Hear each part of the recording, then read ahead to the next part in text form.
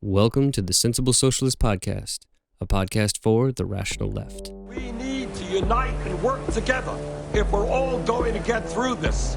Sounds like socialism to me. The amount of people I see talking about socialism positively is actually staggering. Do you think, do you really think that a proletarian revolution is just around the corner in America? Grab your pitchforks and stab your mayor. Your hero, Obama. He's not my hero. How heroic he comes from. If Bernie Sanders were president, right, and he wanted to bring the same ideas as for socialism into this country, do you think that we would benefit? Yeah. But I just told you Venezuela's eating rats. But I just want people to have health care. I don't want, Same thing Hugo Chavez. Oh my god. You people have, worms in your brain, honestly.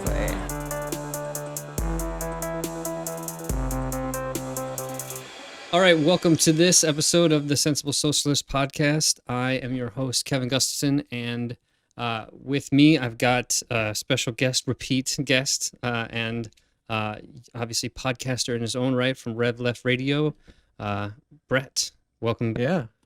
What's up, Kevin? Glad to be back. Fun to do this. I'm kind of angry at you for making me listen to James Lindsay, but it's like in some ways, like maybe it's the horrible nature of the YouTube algorithm, but it seems to keep maybe it thinks that because it knows I'm a Marxist, and so it spits me anything with Marxist in the title, and yeah. He's definitely using that as a way to, I don't know, piss off leftists or something. But I'm sure he's also getting a boost in the algorithm anyway. But part of it for me is it comes out of this frustration because for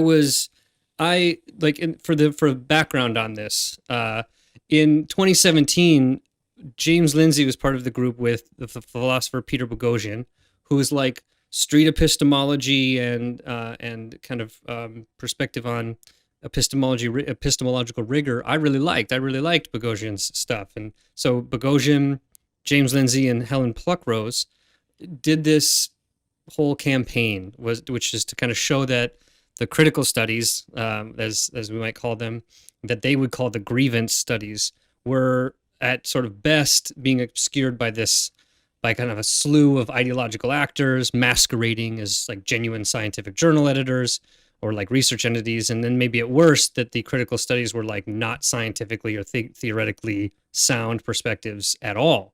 And I do understand that to a certain degree. I think that there's obviously a core in the critical studies field that I understand. I think is a legitimate course of critique of the status quo and the different ways of what we might call in the Marxist traditional term, the superstructure of society and the different aspects of how the economic base kind of expresses itself. But I think that, the way that they did it was, there's also this other aspect where there can be a kind of movement too far, and there can be a kind of bullshit happening and not real good rigor when it comes to some of these. And I think they took advantage of that in the sense that they submitted a bunch of sort of bullshit papers with using the kind of lingo that is used in the critical studies generally, and got some of them published. They did, I think it's important to note that they did get a lot of rejections. So while they did get some published and were able to make their point that at least some in this field are not legitimate, there was still a kind of backstop that they hit. And so it wasn't as some kind of, I think, a totally successful project, though they at least brought up the issue, which is, I think, okay, legitimate. Let's have the conversation about which ones are legit and which ones aren't. And I think out of the three, Boghossian doesn't seem really ideologically motivated, really frustrated about the epistemological rigor aspect of it. Pluckrose, I think, actually comes from a more critical background or a sort of socialist background. She seemed to be concerned with the lack of a class analysis in modern critical studies, which I understand and kind of agree with in some ways. And then James Lindsay, the one that didn't really come from academia, has a math PhD or something, seemed to me to be the least legitimate of them, and wholly ideologically motivated. And I think since gaining notoriety, it's become very obvious that he's used this new platform that he's had from the New York Times articles and the requests for talks, and then he was just on Joe Rogan not that long ago, which is obviously a huge platform. that he's basically used it to criticize this identity-based ideology as simply a new form of Marxism. And so it's this, he's just an anti-communist. And this is not a new phenomenon, obviously. But he sort of pretends, having read Marx and Gramsci and Marcuse and Luckas and other people, to like tie it all back to the failed ideas of Marx himself. And I think it's fairly obvious, and I think this is what I wanted to kind of bring out in this, going through some of what he says, is that if you listen to what he says, he either doesn't understand Marx, though he kind of can underuse the language a bit, and he doesn't definitely know like the tradition of Marxian thought, or he's like, either he just doesn't understand it, or when he has read it, he hasn't read it with any other purpose than to discredit him. So it's just a pure example of, not a new phenomenon, of a bad faith take on Marx.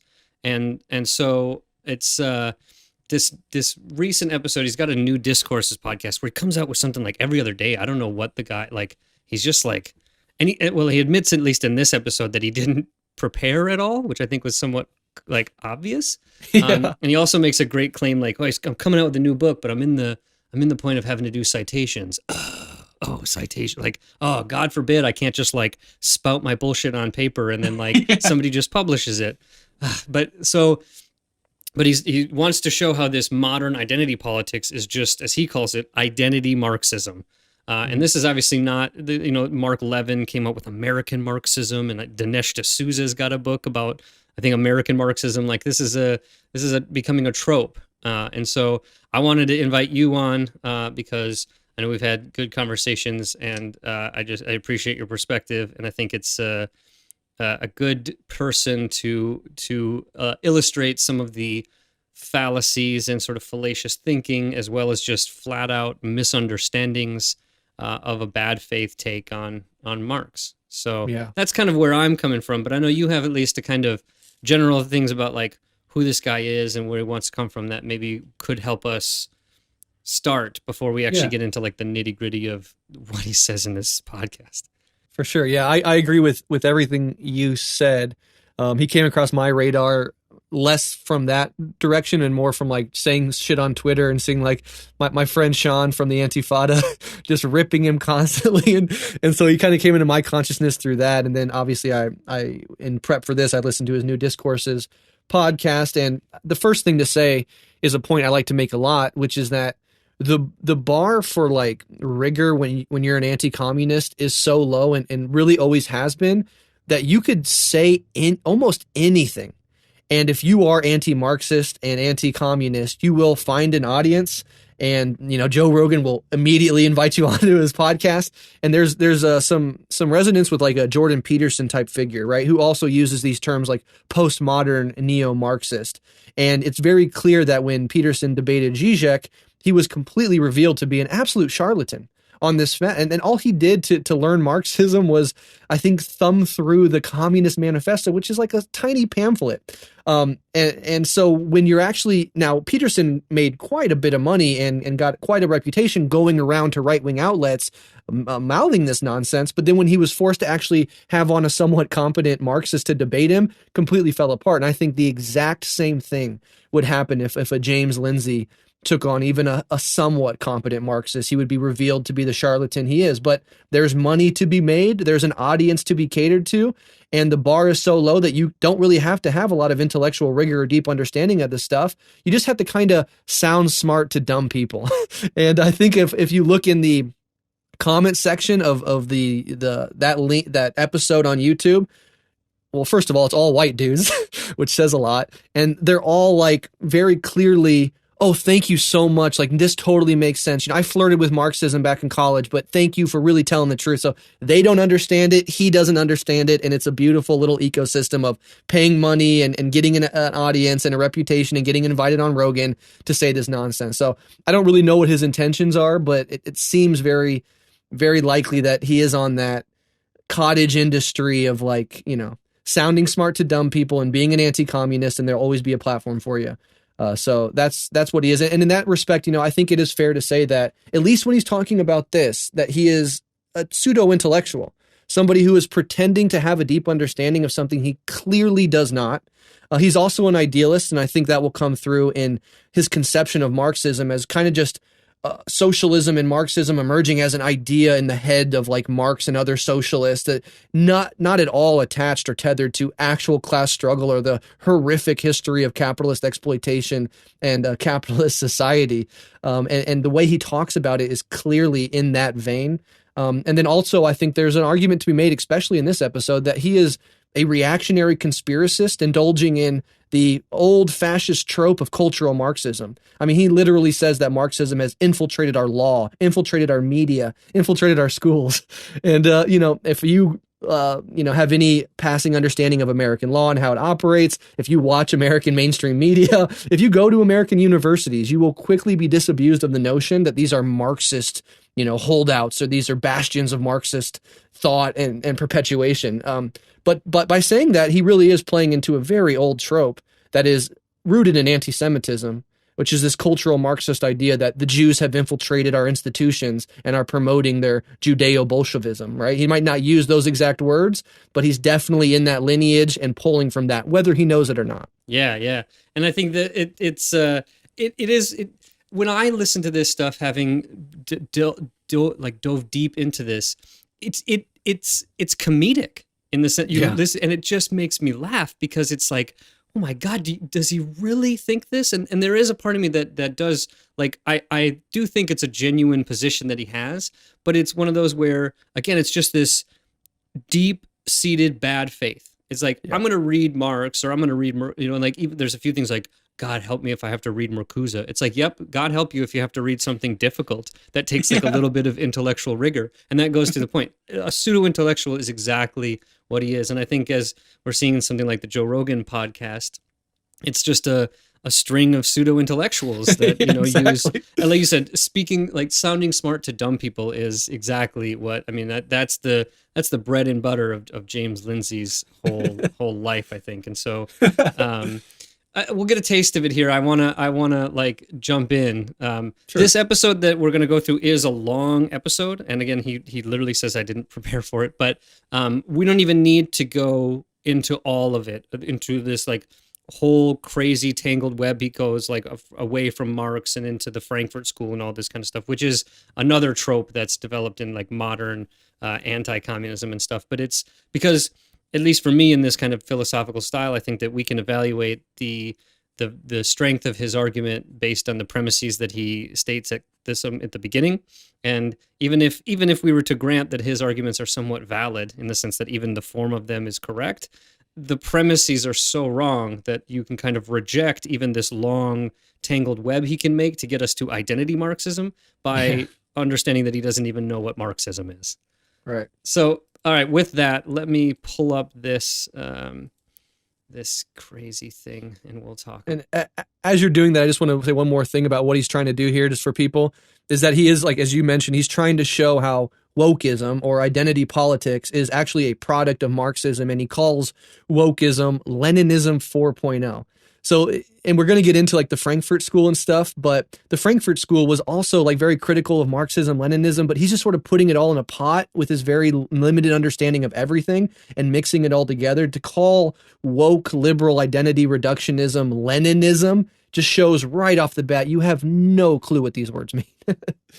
Absolutely. All right. So let's enjoy this. I've been talking about a new idea lately, and I've mentioned it here on the podcast, called identity Marxism. I've got a book coming, watch out always for somebody with a book coming. That's all they're going to talk about. I've got a book coming where I'm going to name critical race theory race Marxism fairly soon. That will be the title of the book, so keep your eyes open for that. It's in the final kind of editing and typesetting stages, and the references stages. But anyway, Shucks. I need to kind of lay out, just kind of in a very simple, straightforward, clear way, what is identity Marxism and where did it come from and how did we get here?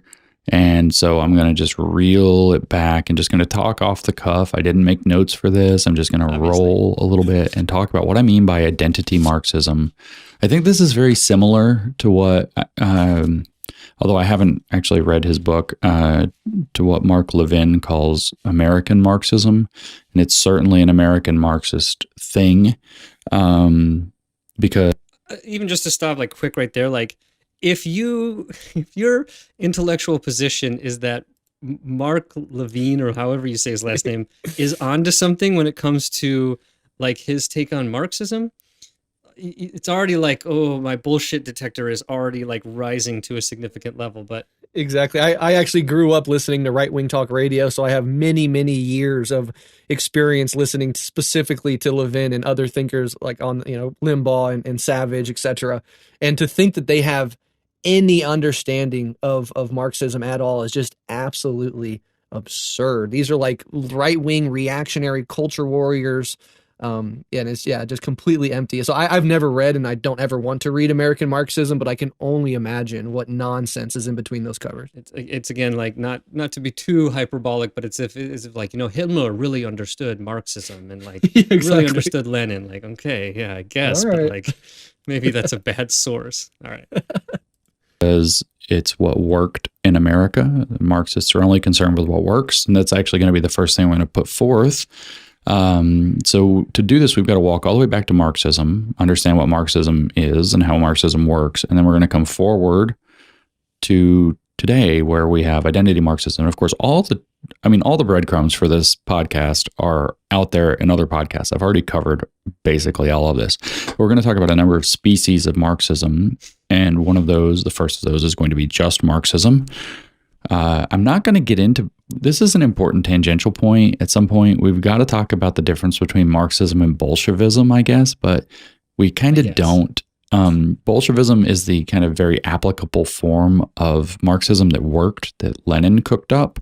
The Bolsheviks were under Lenin's direction eventually, and that's what worked to achieve a revolution in Russia in 1917.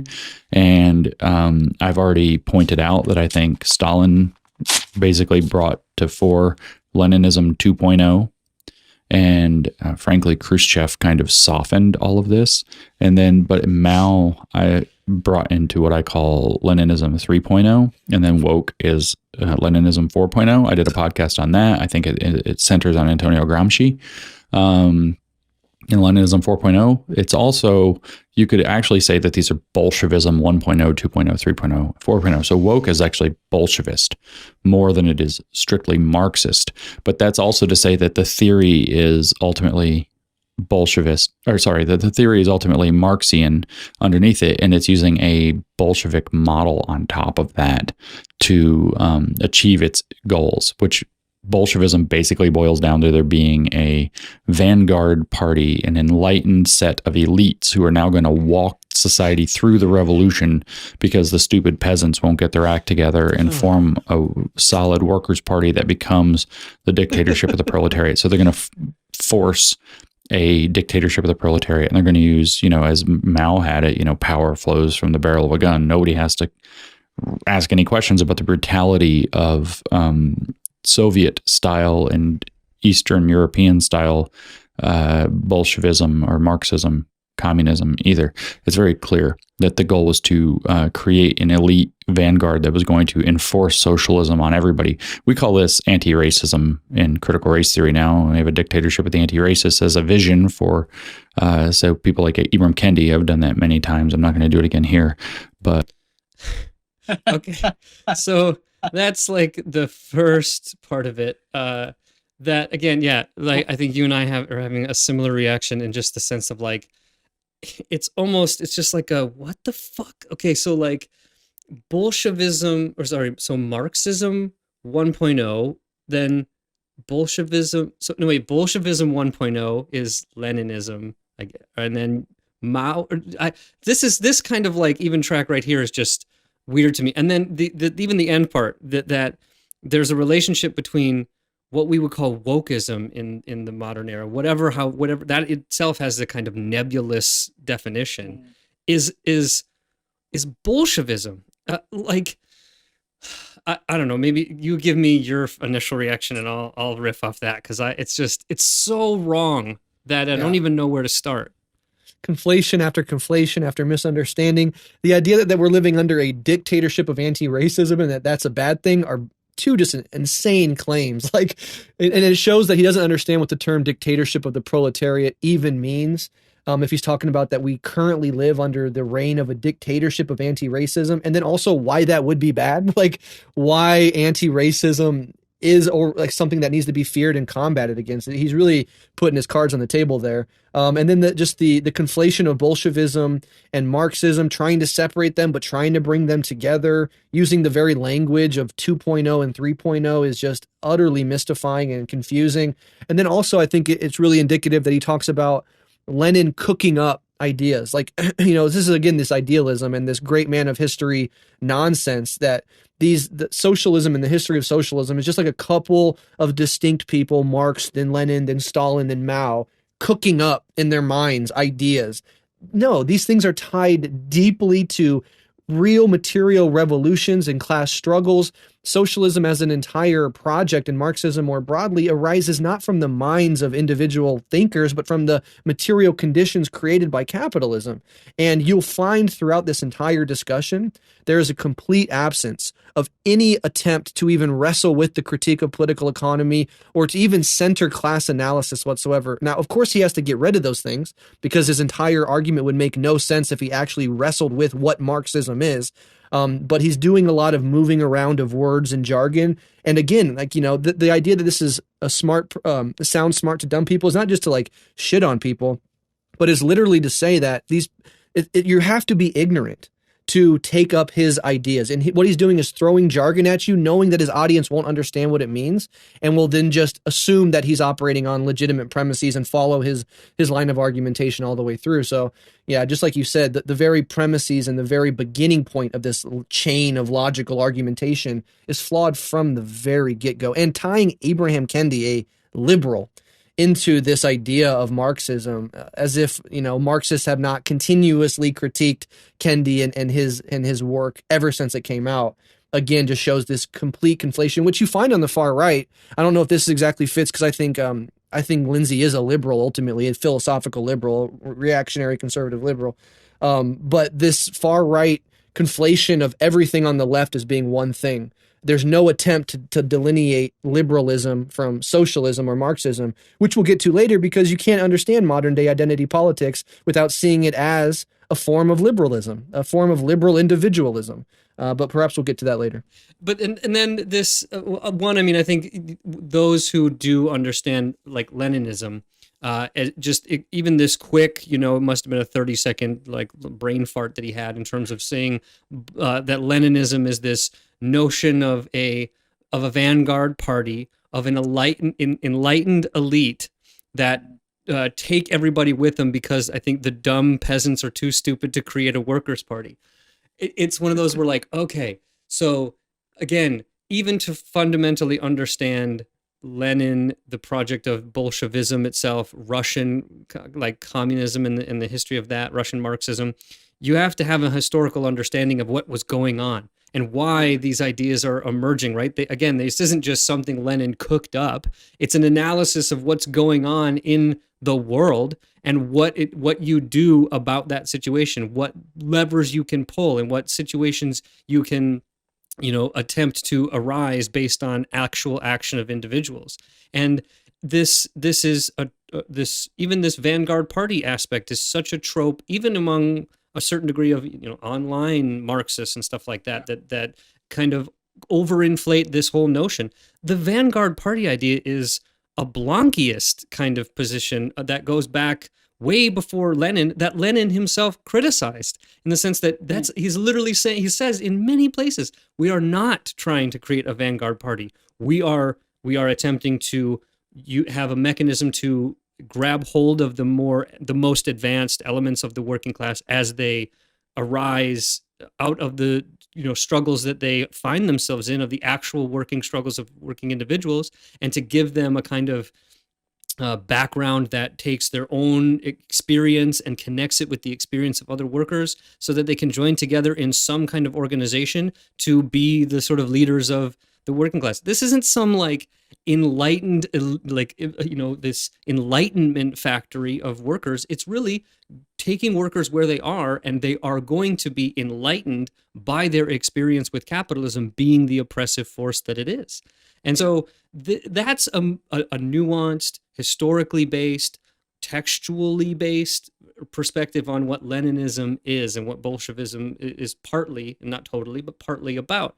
And the idea that you can just, like you said, just mash these together in a Ben Shapiro style, let's talk really quickly so nobody understands what I'm saying, and then I'll just go, see, I'm right, is just a kind of a charlatanism. It's pretending to know things you don't know. I'll just like mention Gramsci quick and not like dive into the depths of the prison notebooks and things like that, not place him in a historical period in time of being able to like deal with what he's actually talking about. And instead, like you said, idealistically extract him from the place that he existed in order to like say, oh, I'm just criticizing the ideas. Well, then you're not actually dealing with even the ideas, much less the point of what the writings are about. They're not expressing these standalone philosophical perspectives. They are attempting to analyze what is going on in the world in order to be able to arm the people who are oppressed by the current system with the tools with which to do so. And like even his quote about Mao, sometimes that is the barrel of the gun,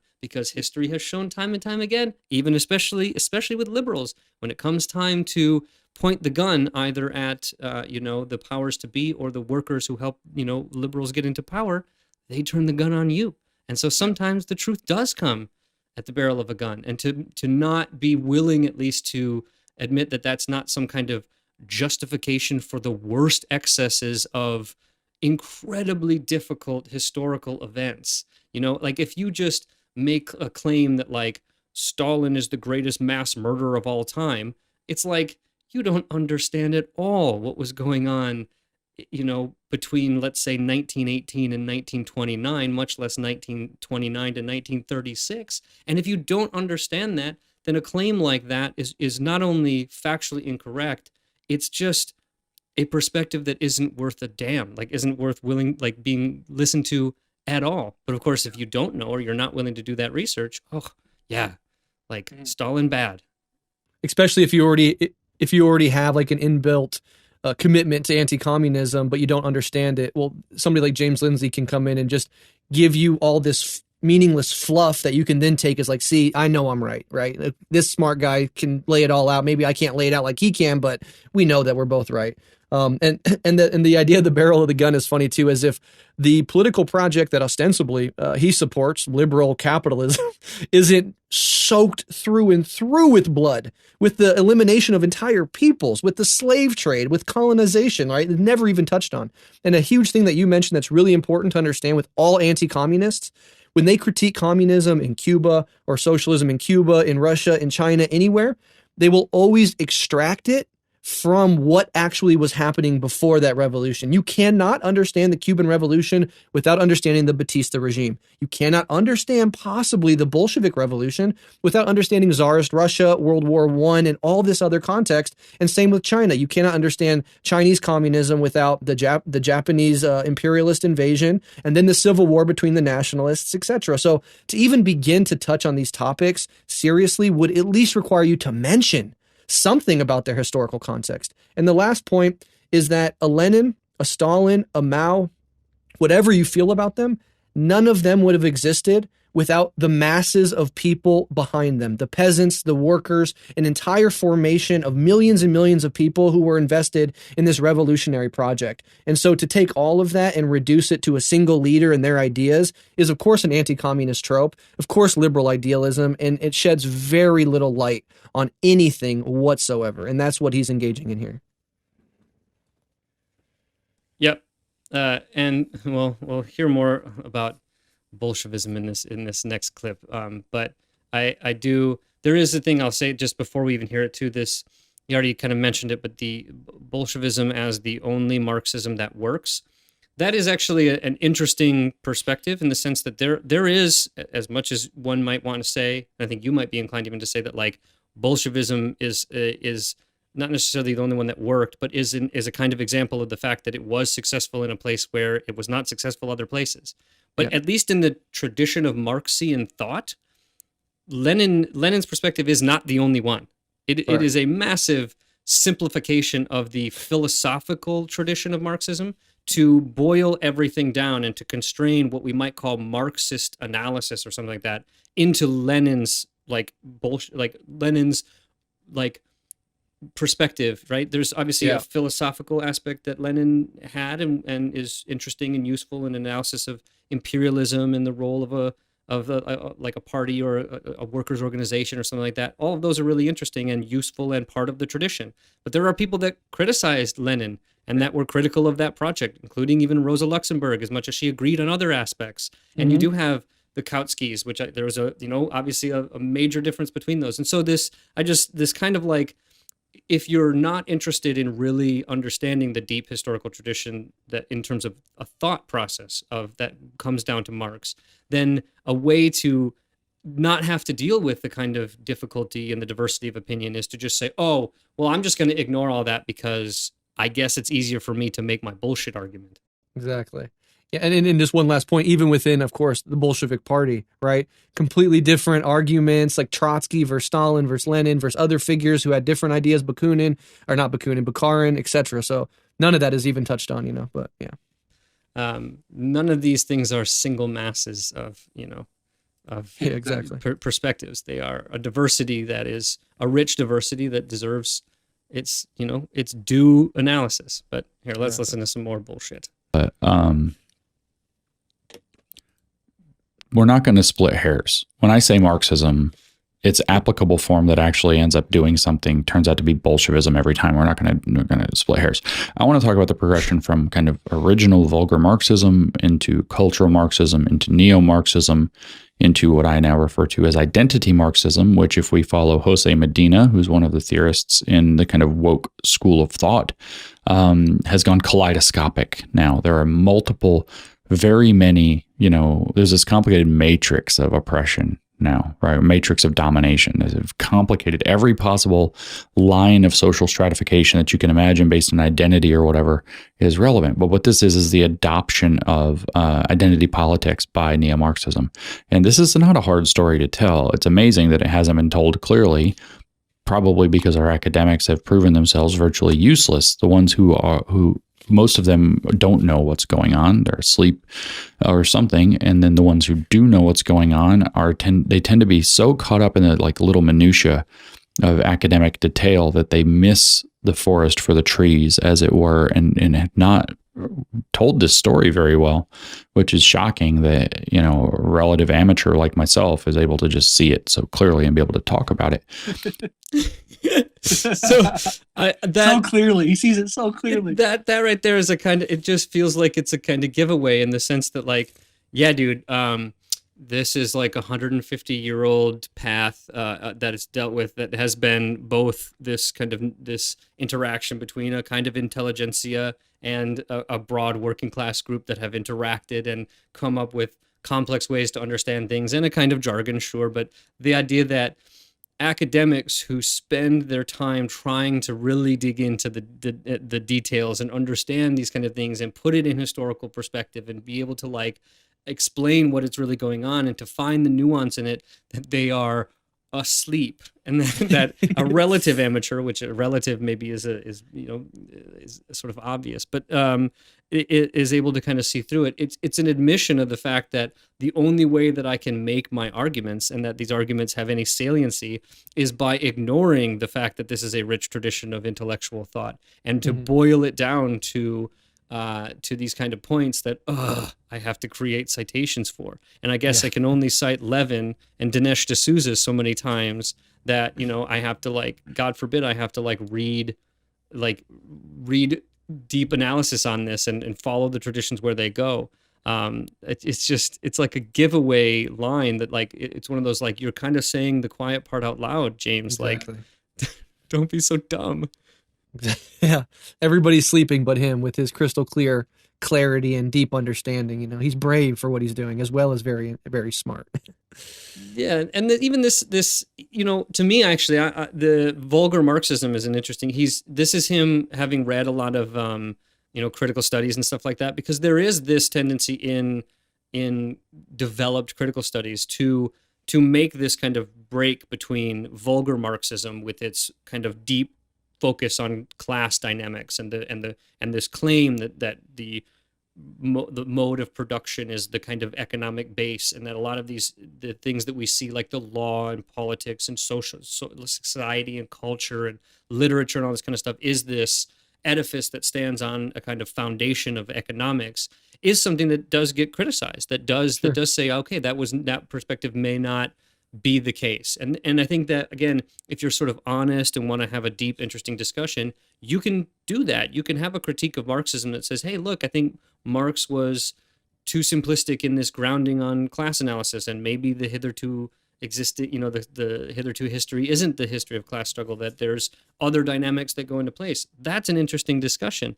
But then to just say, well, for those who say that, they're really just cultural Marxists or neo-Marxists, and then to get into identity Marxists. I guarantee you that there's probably, I just can't imagine anyone actually kind of identifying as an identity Marxist. Yeah, because to me that feels contradictory, and maybe for Marxists that's not such a weird thing to be, right? It's dealing with contradictions. But if you're going to tie into Marxism, even if you call yourself a kind of neo-Marxist, maybe you just have it as a critique that, like, it isn't the old industrial proletariat that's going to be the engine of revolutionary change. It's actually like a new kind of technocariat or something, a new technologically capable, and that the technological revolution that we're going through now may be actually the technological advance that's creating a fetter on the old capitalist system, and capitalism was going to and necessarily had to develop way farther than Marx thought it would, because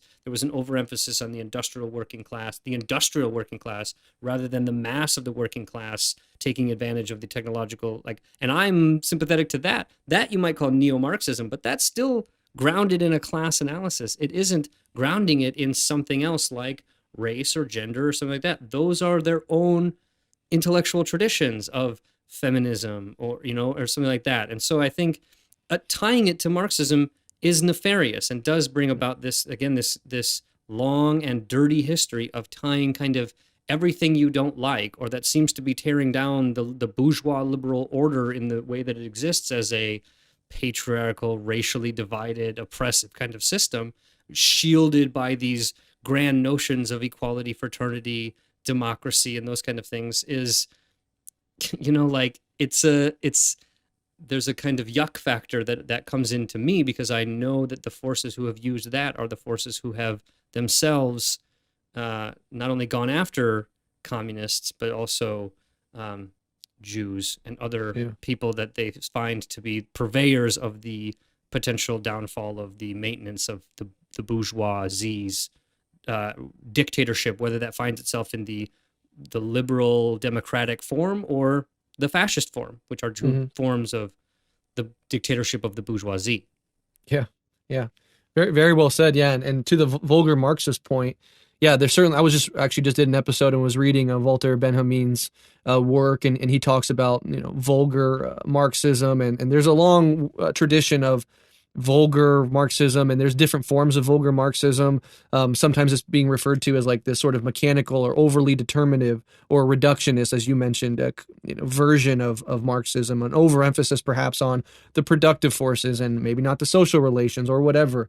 And this long tradition of Marxism as well, as I mentioned earlier, there's a conflict between more traditional Marxist-Leninists' approaches to revolution and class struggle compared to like the Frankfurt School move into the superstructure and analysis of culture in the wake of what they saw at the time of being a sort of failure of this more class-based, movement. And so, this is a long, rich tradition that has inside of itself many disagreements and conflicts. But what he's trying to do is draw a straight, unperturbed line through Lenin, Stalin, and Mao to the Frankfurt School, and then to identity politics. That entire trajectory completely abolishes the deep contradictions that exist between those different forms of Marxism in and of themselves. And just to say what my perspective as a Marxist on identity is that, the identity is important, right? It's certainly used in a capitalist way to divide the working class, the legacy of colonialism, the legacy of slavery, Lenin talking about the national question and the need to, these huge decolonial movements in the 60s and 70s. And today, a Marxist perspective might be something like identity is important. There is a liberal tendency in the mainstream identity politics in liberal society is actually identity reductionism. It actually seeks to individualize identity and break it off from any capacity to unite across different identities. What Marxism does, rooted as it is in class struggle, is acknowledges these identity differences, say, yeah, to be a black trans woman in America is fucking way different experientially than being like a white member of the labor aristocracy, right? Or the working class in general. But what can possibly unite those people is their shared interest in advancing the material conditions of themselves and their family, which is to say class struggle. And if you look at on a union picket line, what do you see? You see people of all different identities and actually political differences coming together in a moment of unity to advance their class interests. And, the best way to do that is to actually acknowledge the difference in identities, but to unite. And liberalism doesn't allow for that. But again, all this is a much broader, deeper conversation that actually takes this idea and parses it out and examines it, not just runs roughshod over it, smooths out all wrinkles to make this grand trajectory that he's on, To do that, you have to do violence to the Marxist tradition at every imaginable point. Yeah. And I agree with you completely on the kind of position of identity. It's not as if it isn't important. It in some ways has always existed. Identity is the way you understand yourself as it relates to the world around you and other people and all that kind of stuff. It's a sort of genuine human tendency and thing that we're going to do. The question is, how do we develop these identities and what do we do with them? And you can weaponize identities to differentiate people and individuate people. And I think that is one problem and one legitimate critique of a kind of a reductionism to identity. But you can also say, look, you can totally adopt the notion of intersectionality and say, yep, there's lots of things that stack and layer. And you know what? If you think of it, some ways like intersectionality is a nice word, but there's a kind of sandwichness that I always like to say, kind of this different sandwiches that you can layer these things. But sometimes you have to drive, to be able to keep that sandwich together. There's something that comes through it, the little like toothpick that you put through it. Nice. And to me, that's always been the kind of class, the place they intersect is this class dynamic. Because yes, each class, the bourgeois class and the proletarian class, are made up of different people, different identities, right? Now, we can look and we can notice patterns in terms of the degree to which some groups have been in positions of power and gotten into the bourgeoisie, but there is a tendency in which to say, well, if just more people who look different were in the bourgeoisie, things would get better. And that is a kind of failure of analysis of understanding that no, it wouldn't, because the identity isn't what's central. It's not unimportant. It's just, it can't be central. What has to be central is the relationship we have to what it is that we're doing with our lives.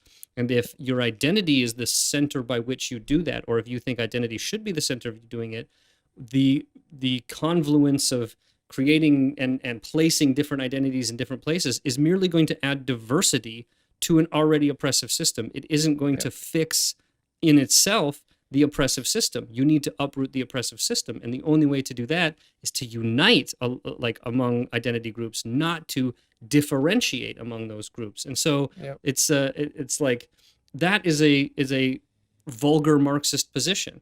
And so that seems to be justified. It lays a kind of critique of identity reductionism, which is what one might call identity politics, if you wanted to do that, but is much more intellectually rigorous if you say identity reductionism. Are you reducing everything to identity? That is legitimate to critique. If you're talking about identity politics, everyone is coming to politics with the perspective that they have, which is how they understand themselves in their relationship to society. So, including Lindsay, including him. Yes, obviously, yes.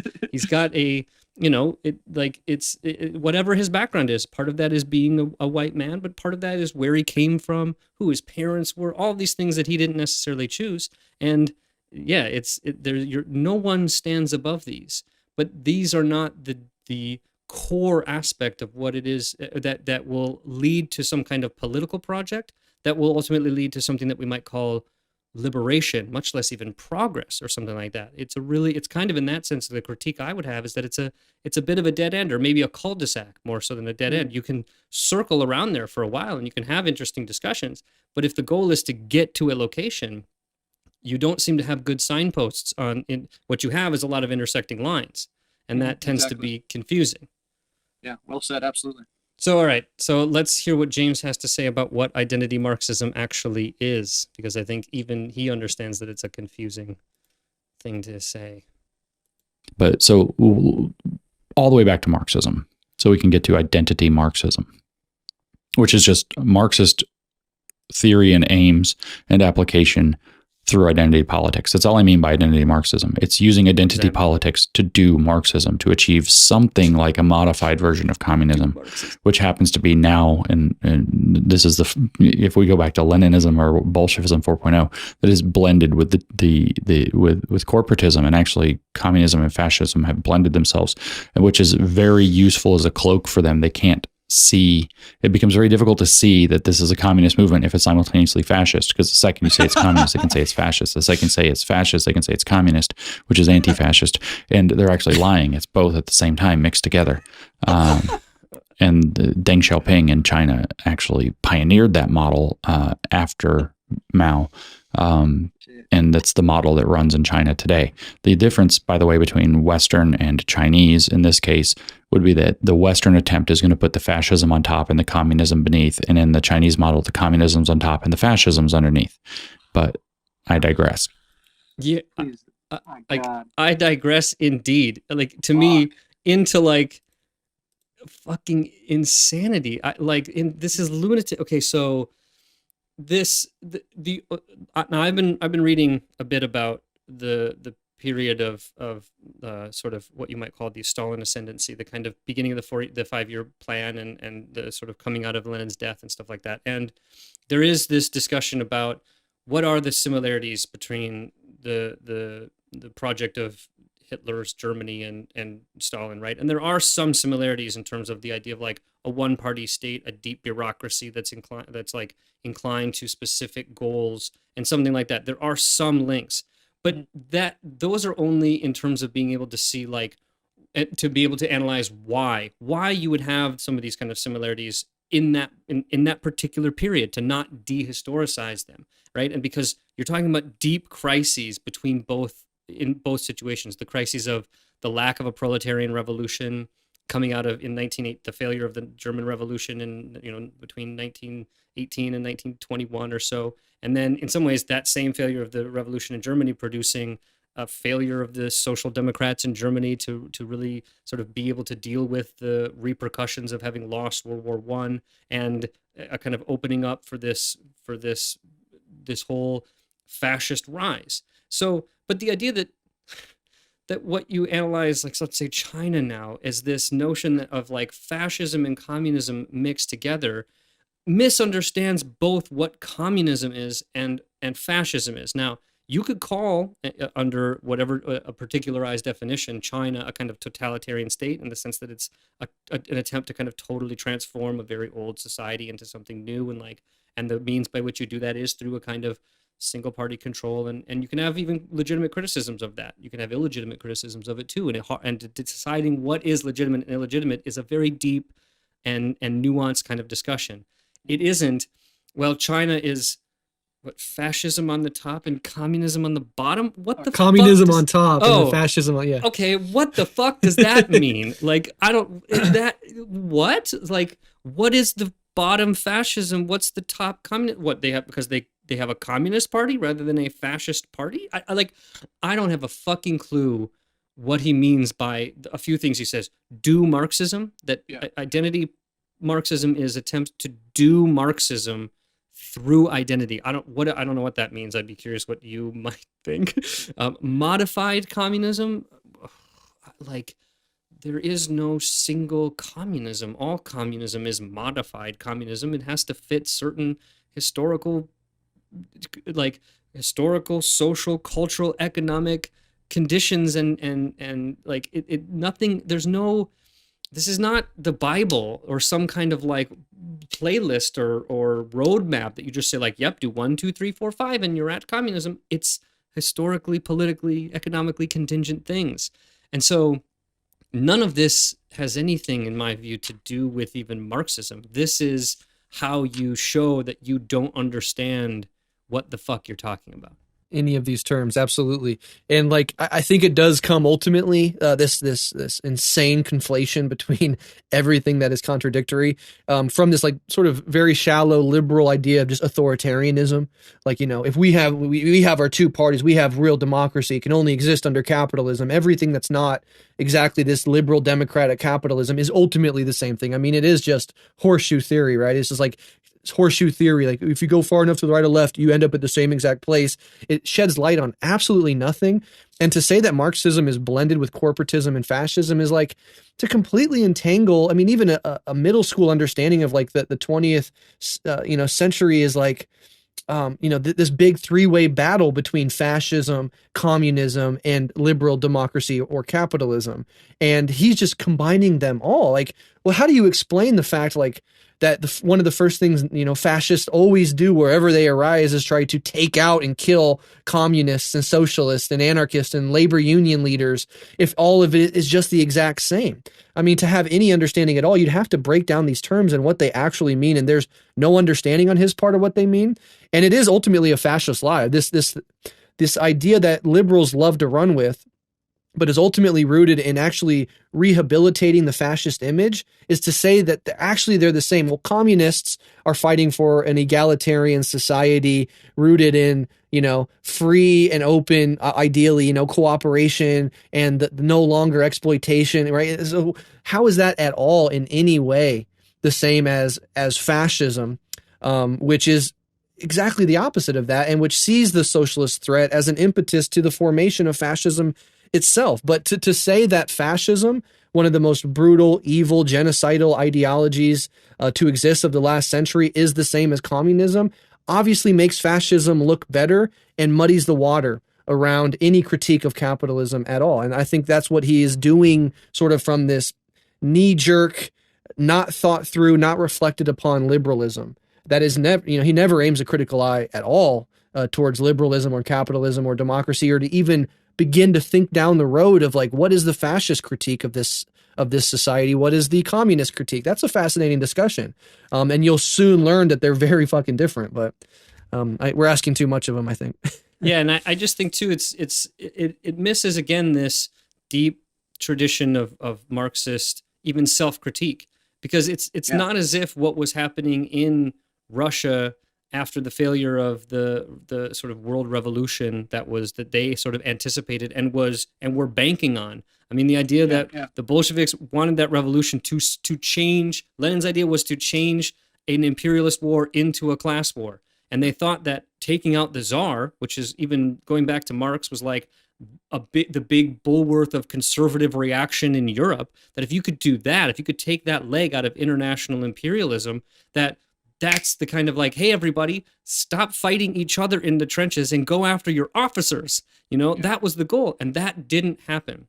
And so to understand that kind of project did not get off the ground in the way that they anticipated to happen, means that that helps understand what would eventually develop in Russia and why there were some things that were going to be inevitable. There's obviously even in the left this debate of like, what if Trotsky had like been the leader in post Lenin Russia rather than Stalin? Well, a lot of the same shit would have happened, because if you actually understand it too, much of what Stalin eventually did was, despite it having a kind of anti-Trotskyist bent, was there's many of the ideas of the sort of left opposition. And so there is disagreement. There was disagreement, obviously, between Trotsky and Lenin, but between a lot of different people in Russia, in the party, about where to go and what to do. And none of this is a kind of inevitable conclusion of like adopting a set of ideas. It isn't. It's a massive experimentation effort, and a kind of like, we need to make a decision about what to do, given that our expectations about what our project was about at the beginning means for us. That's different than especially what Hitler was doing, in the sense of both selling out the sort of social democratic or even trade unionist or communist aspects of what was part of the German socialist democratic, or sorry, the Socialist Workers' Party, in the sense that there was an element of that was absolutely excised, because it had to be excised, because the capitalists who said, well, it's either it's either we're going to have another revolution in Germany and we're going to go like they're going to get their world revolution, or we're going to, we're going to have the sort of iron, what do they call it? Like the iron circle put around the eroding barrel of capitalism of fascism. If you don't understand that fascism is a form of capitalism, and that Soviet Russia is not, or at least if it is you might have a sort of state capitalist critique, but it is at least not the attempt to maintain the bourgeoisie's leadership in sort of the class war, then you don't understand what those words mean, and you're looking at, again, even the kind of superstructure rather than the base, and that's certainly not Marxism, but that's not even intellectually rigorous, and so again, pseudo-intellectual becomes the word of the day. Exactly. And that point you made about fascism arising out of liberal democratic capitalism over and over again in the face of a left-wing threat is a very interesting line of inquiry, but it's just never picked up on. It's just like, yeah, it's all the same.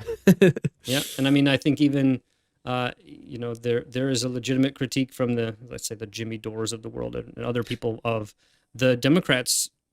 I mean, I think Glenn Greenwald makes this, that the Democratic Party gets a free pass in the sense, and they're quite fascistic in the sense that they are tied to corporate controls. They want to manipulate the working class to not talk about class struggle and the actual things that are in their interest, but they want to divert their attention away and do all these kinds of things. This is a kind of even in some ways less obviously fascistic kind of sense, but it is almost a more pernicious one in the sense that it's this slow moving combine rather than the kind of sickle that Hitlerism was. And it very well easily could lead to war, as we're seeing in Ukraine at the moment. Right. Yeah, it creates the conditions for fascism over and over again. And we know how the right separates the working class by race, white identity politics, but the liberal democratic apparatus has for many years now been actually weaponizing identity politics against anyone with a class or anti-imperialist critique. I mean, they call Jeremy Corbyn and even Bernie Sanders anti-Semitic,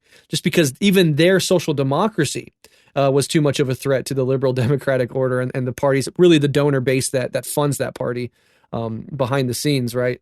But if the history of the 20th century has taught me anything, it's to be just as worried about social democrats as you are ultra rightists, because they're both they're gonna stab you. One's just gonna stab you from the front, and the other one's gonna stab you from the back. Exactly right. All right. So to be honest with you, this next kind of part of this is where we get even crazier if we can't do it, and I think really pulls the kind of pulls the curtain, and we see the real kind of nefariousness of all of this. So let's enjoy this. Marx didn't give a shit about the working class and things like that. Oh my God. Okay, so Marxism, the first thing you have to understand about Marxism, Marx did not give a shit about anything he talked about. And you might think that that's ridiculous. No, the only thing Marx cared about was tearing down the society that he hated, the society that he resented, because maybe he wasn't elite enough, or he wasn't respected enough, or whatever. Maybe he's just a Satanist. I mean, he actually said he was. So, Okay. And Satanist can be interpreted quite literally, that he wanted to tear down God or reject God or whatever. It can also, in a kind of a theological, literal sense, it can also be interpreted as hating the order of the world in kind of a Petersonian, religious metaphor sense. And Marx was unambiguous that this is his driving operation. So Marxism has to be understood as a set of ideas used specifically to achieve the revolution. All right, even just before we keep going down this insane rabbit hole, again, a quote that Marx didn't give a shit about anything he talked about. Oh my God. One, how would you know that? Two, where does that come from? Three, you do know the guy was on some barricades in 1848. So what? That's just obviously just not only an insane, but a completely unsubstantiated and again, just pure bad faith kind of argument. The Marx was just resentful because I guess he didn't get his professorship in Jena. So that, I guess that's why how we get Marxism. It's not a deep and long-term and even kind of ever-changing philosophical perspective that deals interestingly with Hegel and the history of German idealism and all this kind of stuff. No, it's really just that he was a pissed-off kid who, it is in talking about Petersonian. So Jordan Peterson gets his own theoretical tradition now? Like, okay, so Carl Jung, which is just what Jordan Peterson is, a Jungian, is not a tradition anymore in the YouTube age. It's Petersonian. That like, and he just hated the world. And even the mention of Satanism, like, one, Insane. objection relevancy. Two, what the fuck are you talking about? I even tried to look it up, and like, I guess there's some like letter that he wrote where he's like we're being Satanists and stuff like that. But man, if you read everything that Marx wrote with this like notion that he's speaking super literally all the time, and like, you know, that he has no like ability to use a pen. I mean, the guy was an incredible, sometimes super difficult and dense, but an incredible writer. You read the 18th Brumaire, and it's like some of the best political journalism ever. And so the idea that you couldn't understand something in context, again, is just like, that's how you can come up with this notion that I guess Marx didn't give a shit about anything he talked about. Both Marx's heart and his mind were infinitely larger than James Lindsay. Like, James Lindsay is an ant compared to the giant of Marx's intellect, whether you agree with him or not. And to think about like Engels' time looking at the working class conditions in Britain and being wretched open by the horrors that he saw, to think about how Marx was hounded in every state that he tried to find residence in, how police would hound him everywhere. He's constantly being spied on. The relationship between him and Jenny and their deep commitment to trying to create a better world. You know, Marx's amazing father, right? He loved his kids and was just like you know, you can disagree with him or whatever, but this is somebody that is deeply concerned with a brilliant intellect, and the critique of capitalism that he offered is still by far and away the best, most exhaustive analysis of this entire mode of production. To boil it all down to, he was just resentful. He wished that he was an elite. He was just envious, right? That's the Venezuela iPhone argument on the level of intellect. Is like, well, actually, you know, you're just a socialist because you wish you had money. You're just jealous of the rich. Like, that is a kindergarten-ass understanding of why people are brought to this. And it shows not only an intellectual depravity and missing link here, but like a lack of like giving a fuck about other people. Because at the center of the moral critique of Marxism is a deep love of human beings and a deep hatred of injustice. You know, you can disagree or agree with his whole idea of communism, etc., but it's like, we want to get out of this horrific situation where the masses of human beings toil and drudge away their life and are exploited at every turn, you know, and live half lives that are mutilated. Like, this is deeply heartfelt stuff on the part of Marx and Jenny and Engels, etc., and all their comrades they ran around in, and just the exhaustive nature of Marx's life, where he, you know, he could very well, coming from a privileged class, he could very easily lived a comfy life and traded that all in to be constantly on the run, to live in poverty, to have to be like selling his pants just to make rent, constantly asking Engels for money. Like, come on, man, don't do my boy Marx like that. And yeah, I mean, if he didn't give a shit, why would he have been so involved in the creation of the International Workingmen's Association, right? Exactly. Well, I guess like because he doesn't give a shit enough to like, I don't know, do something. Like, he did do something. So like, it's historically untrue, and it is this example of a kind of idealism and the notion that this is really just the politics of resentment. And like, if Marx did resent something, which I think he did, he resented the idea that the bourgeoisie lays claim to the ideals of, say, the French Revolution, of this notion of equality, liberty, fraternity, you know, and then they do what they do, which is ruthlessly exploit people and position themselves as a new kind of nobility. And again, this is irony, because that's the criticism, I think, in some ways that Marx had. And Lindsay's going to say that the goal of Marxism is to create some kind of new nobility. And so this notion, even if there is resentment, and I think there was much in Marx that is really even trying to consciously avoid speaking in hyper-moralist sense of really just calling out bullshit for bullshit and not saying like, these people are bad, but they're just wrong, and they're liars, and they're corrupt. This is not the if that's resentment, that's legitimate and justified resentment. It certainly isn't resentment because I'm not able to be among them. And that's all he means. That's all he means by the resentment point. It's just that, he didn't get the elite status that he wanted, which is just insane. But yeah, what you're saying about resentment is like a much deeper point about like, well, what is Marx's actual resentment? Like that's a deep point. But this is just like, he just wanted the money. He wished he was a capitalist, Yes, this is like you said, kindergarten criticism. Yeah. Against like the in some ways the ultimate critic. One that, Exactly. So like ridiculous. The ruthless criticizer of all that exists. Exactly. And so, but we're going to tumble down the rabbit hole even more with this next part, where again more of the curtain is being pulled back, and we're seeing really the thing that Lindsay wants to be for, which is always nice. I would articulate in the language that I now use that the goal of this revolution is actually to pull society back out of a free state, which is capitalism, representative democracy, universal liberalism, freedom, liberty, the whole thing, secured property rights, etc. The kind of Lockean vision, which could be adjusted, of course, from Locke himself. But it's to pull people back. If you look at Marx's stages of history, he says the first stage of history is this kind of primitive communism, in the tribal sense, and then it progresses into slavery, and then it progresses into feudal estates with certain aristocrats in charge who he hated and resented, and then it progresses into this new stage of capitalism and freedom that gives everybody kind of access to do the best they can with what they have and to be treated as individuals and all of these things. And he says that the goal is to go forward into an administered economy of socialism that is actually going to achieve a successful, transition into a stateless, classless utopia called communism. But this is that's words. It's words. The goal is actually to achieve the revolution, to go back to a new feudal estate economy or structure of society.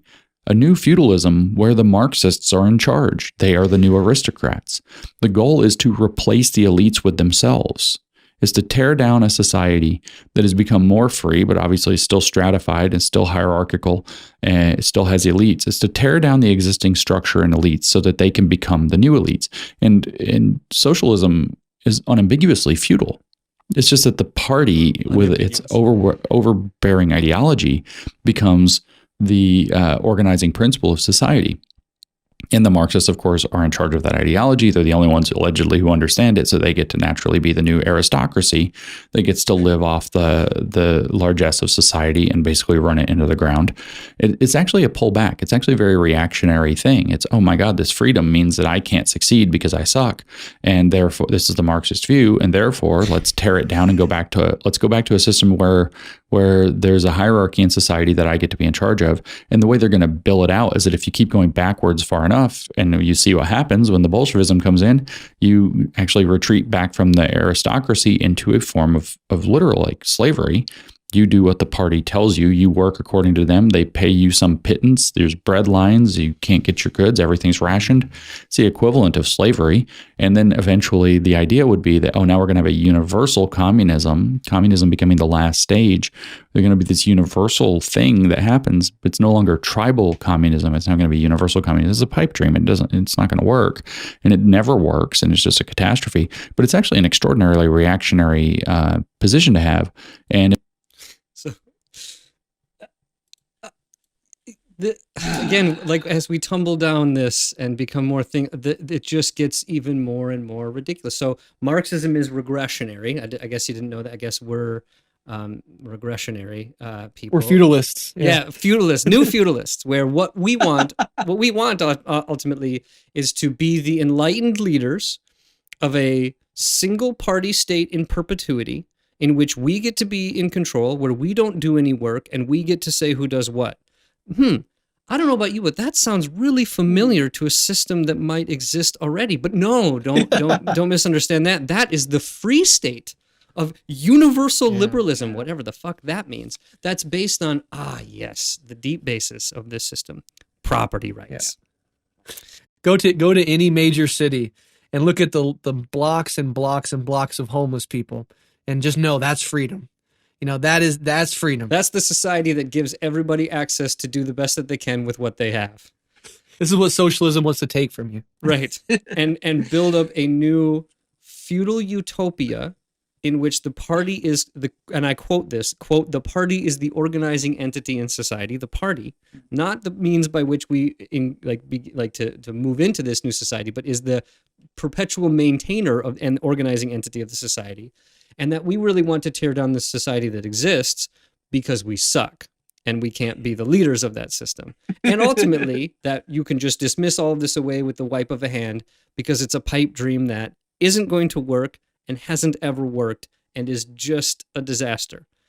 Again, this is like a long string of tropes that we have heard so many times before, and you go turn on any time Fox News talks about socialism, and the first thing they'll mention after Venezuela and iPhones is that socialism has never worked. Show me a place where it's worked. A complete dismissal of, let's say, the success of, as difficult and potentially problematic as it was, the first 5-year plan or the subsequent 5-year plans in China that has been the single greatest engine of the decrease in poverty the world has ever known in the shortest period of time. And whether or not you agree with Soviet or Chinese communism, both of those societies were able to go from backwards, largely peasant, poor, underdeveloped societies to leading world superpowers in not only an unprecedented amount of time, but with actually out having to do the entire slave trade and colonialism and genocide to do it. They were racing the Americans to the moon. And even today, China is displacing slowly but surely America as the global economic and leader overall. So regardless of what you think about these societies, their achievements are fascinating. And that was all done, mind you, with the relentless and ongoing pressure put on these societies from the outside, led by Western U.S.-led imperialism. So if you want to talk about why socialism has never worked, first you got to deal with whether or not it has worked, in what ways it did work, but also you have to deal with the insane pressure put on these societies from the moment they try to stand on their feet by the rest of the global capitalist imperialist order. All of that is tossed aside. Now, he also said something funny, which is Marxists hate and resent feudal aristocracy. What is the basis of bourgeois revolution if not the liberal disdain for feudalism and aristocracy? I mean, it's absolutely absurd that his own tradition, it was the liberals that were the progressive force at this time in toppling feudalism and moving into capitalism. But he somehow is confused on all of these fronts because he doesn't know what words mean. And for him, capitalism is simply synonymous with freedom and democracy. Never mind, we don't have either, right? Never mind, in the U.S. today, we don't have democracy. I have no control over, who represents me, what even my city government, let alone my federal government does. And then also when you talk about democracy, when I walk into the workplace, I don't have any democracy. I am now in a totalitarian hierarchy that I have to submit myself and subordinate myself to the whims of the actual owner of that business and their managers. The experiment with Soviets, this idea of radical democracy. Even in failed socialist states, the experimentation to build these radical forms of democracy, in many cases left liberal capitalism in the dust, at least for a period of time, with regards to what actually is and isn't democratic. And so that's fascinating. And the last thing I'll say is this idea of the individual. Marx was concerned ultimately with the development of healthy individuals, which is tied to the development of healthy collectives, healthy societies. He talks about alienation, for example, in his early work. And what is that if not a deep concern over the psychological, spiritual, and existential well-being of individuals? As Marxists, we just know that if you really care about individuals, you also have to care about the dialectical relationship between individuals and their community. We want healthy, fair, just, equal societies because they produce more well-adjusted, better fed, better dealt with human individuals, and better individuals can then feed back into a healthier collective. So even on the liberal individualist front, capitalism utterly fails to develop the majority of individuals around the planet. That's all traded in for the hyper comfort and hyper luxury of a relatively tiny group of capitalist elites and their families. All right. If anything, capitalism reproduces the basic structure of hierarchical feudalism than anything socialism has done. Absolutely. And I just cringe every time, and this is another kind of trope, that you hear utopianism, or that word, the goal of this is utopia. No, it fucking isn't. And I gotta like, there's always this discussion. It's kind of an unfortunate thing that this is called even Marxism, because damn it, it's Marx and Engelsism. And exactly. Engels gets fucking forgotten all the time. And he wrote a lot clearer, honestly, and in some ways a lot better. And man, it was one of the best things. If anybody asked me for an introduction on socialism or Marxism, I don't send them to the manifesto. I don't send them to anything but socialism, utopian, and scientific, because that's the shit. That is and it is just so clear, and such a great way of not only explaining historical materialism, but to differentiate it from this old notion that what we're trying to do is create a system that we maybe don't ultimately think can actually work, or that is really tied to an old idealist sense that what we really need to do is change the hearts and minds of people, and that it's really different from that. And it's in some ways, like, scientific can be a word that needs some nuance, in the sense that it's attempting to use science and scientific reasoning and means to get you to a place that isn't relying on pulling on the heartstrings of people. It isn't a moralizing system even. I think Engels was, Marx did use a lot of moralizing language, but not that much, honestly, but Engels even was. It was just like, this isn't, like, maybe when I was even writing about when the conditions of the working class in England, it's like, I can just describe to you what it is. If you think it's horrible, yeah, well, I think that's a universal position. I don't have to tell you, like, people are living like dogs. And then you say, like, well, somebody reads that and goes, well, that's bad. And it's like, well, yep.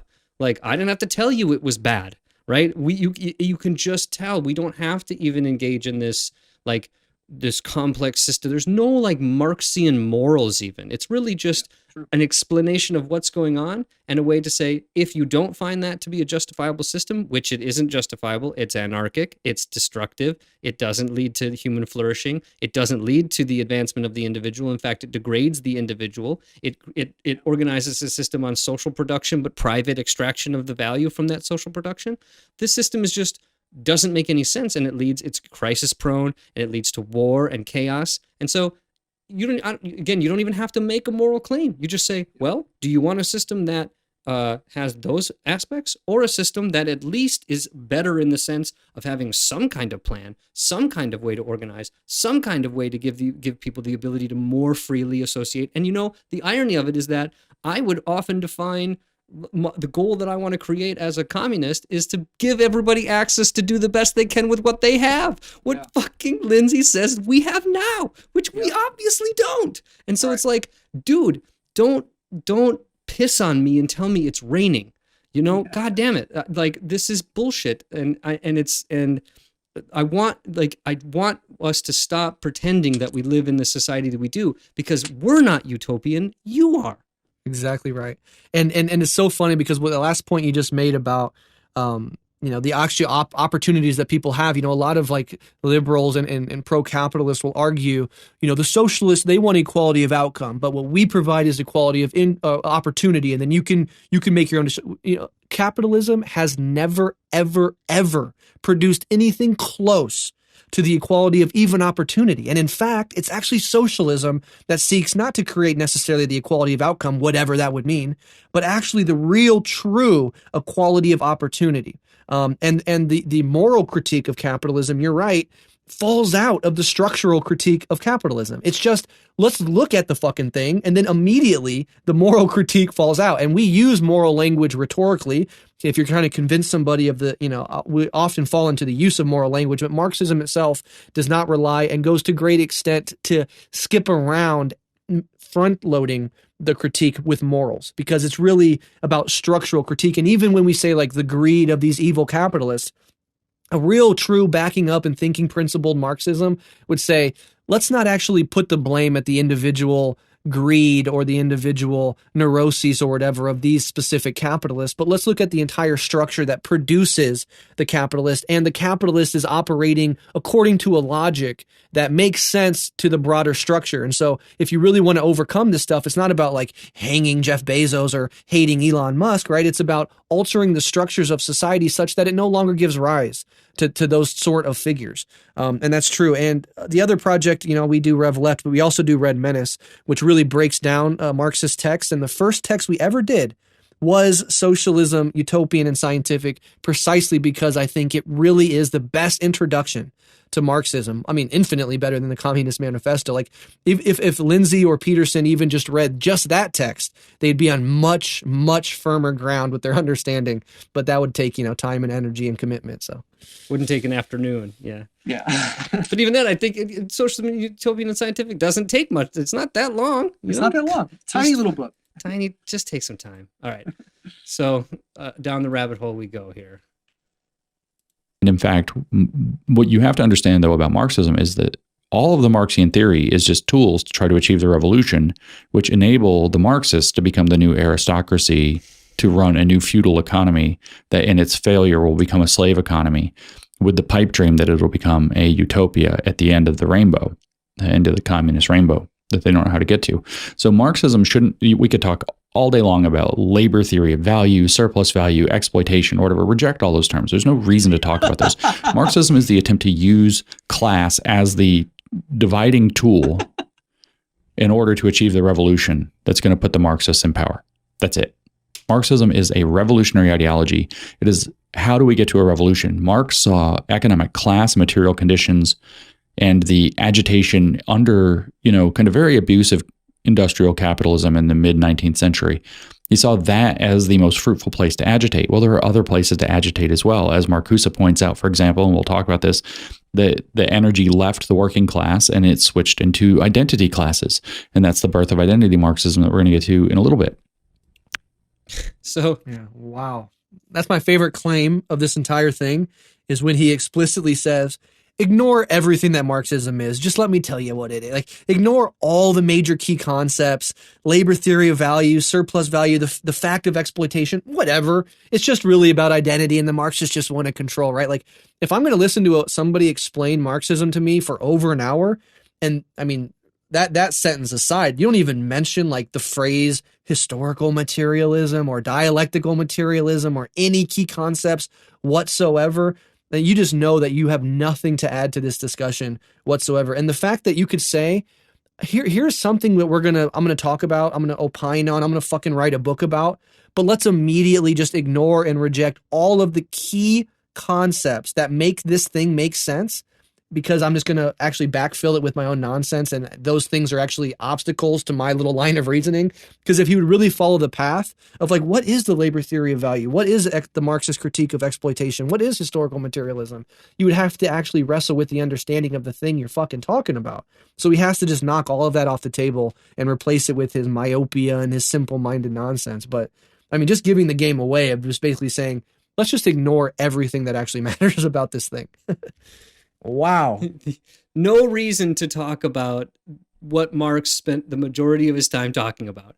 Because if you want to really understand Marx, you don't read the full body of Marx's work. You just read, I don't know, because it's the idea James that Lindsay. this is the Petersonian idea too, of the idea that what Marxism really is the division of society among groups. That it's and what Lindsay and I think even both Peterson will say is the why you can like tag on Marxism to any ideology that does that, or any like mode of thinking that does that, is that in the Communist Manifesto, I guess, there is this discussion about how societies have been historically divided among class groups, and that we're now kind of centering into two classes. That capitalism has this incredible tendency to take what were class divisions of a multiplicity and kind of barrel them down into these two owner, and that creates a dynamic where it basically sows the seeds for its own demise, because one of them knows how to run everything and is the larger part of the population, and the smaller amount is just the sort of people who just take from them and don't do much other than like invest the capital that they're able to accumulate from them. A superfluous class, ultimately a superfluous class. And the idea that because you get in capitalism this division among two groups, that Marxism as an idea is that you can always divide among groups, and like there's a good and bad. This is the Jordan Peterson thing. There's good and bad, that the proletariat is good and the bourgeoisie is bad, and that's the whole point of Marxism. No, dude. As we talked about, it isn't even moral. It's just to say there's a group in society that is, as you just mentioned, not necessary. Their role isn't needed. We have a group of people who know how to run things already. We can just give it to them. It's not as if they're bad, like you even said too. The Elon Musk isn't bad. He's fulfilling a logic that certain people in certain positions, like he finds himself, are incentivized to the heel to do. They are in some ways crazy not to do that, given the logic of a system that incentivizes people towards that activity. Exactly. Yeah, and that point about Jordan Peterson and what James Lindsay is doing is the very same thing, is actually blaming the division of society on Marxists, as if Marxism did not just point out the fact that capitalism already splits people up into these groups of exploiter and exploited, and these contradictions are operating at all times in society. All that is pushed aside, and it's actually like, no, society's fine.